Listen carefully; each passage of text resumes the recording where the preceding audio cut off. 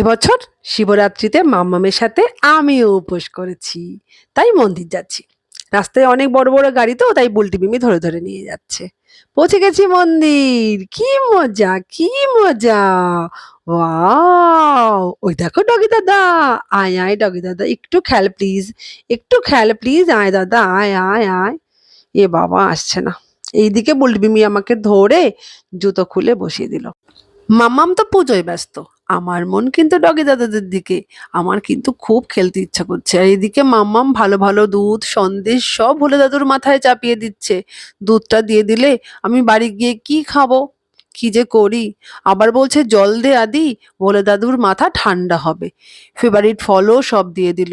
কালকে যে আমার কিচ্ছু থাকলো না খাওয়ার। মালাটা আমি দিয়ে দেবো, এটা আমার কোনো কাজের না, আমার কাছে এটা খেলনার মতো। পুজোতে আবার পাতাও লাগে নাকি? মাম্মাম ভোলে দাদুর মাথায় পাতা দিচ্ছে, আমাকেও বলছে দিয়ে দে। মা বলল, তাই একটু দিয়েই দিলাম। প্লিজ ভোলে দাদু, একটুখানি দেখো মাম্মাম যেন আমাকে ছেড়ে দেয়, আর আমি যেন ডগি দাদুর সাথে খেলতে যেতে পারি। পুরোহিত মামা জলের মতো কি সব যেন গায়ে ছিটিয়ে দিয়েছে। উফ, আর পারি না।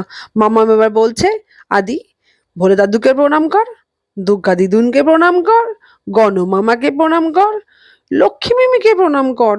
কখন যে ছাড়বে একটু খেলতে যাব। বাবা, শান্তি ছাড়া পেয়েছি।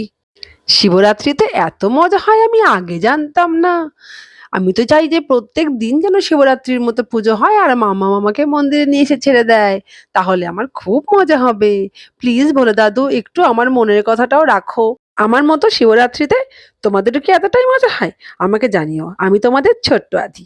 মাঝে মাঝে মাম্মামের ব্লগে আসবো তোমাদের সঙ্গে দেখা করতে। তোমরা প্লিজ আমার মাম্মামের চ্যানেলটাকে একটু সাবস্ক্রাইব করে দিও, আর লাইক কমেন্ট করো, শেয়ার করতে ভুলো না কিন্তু।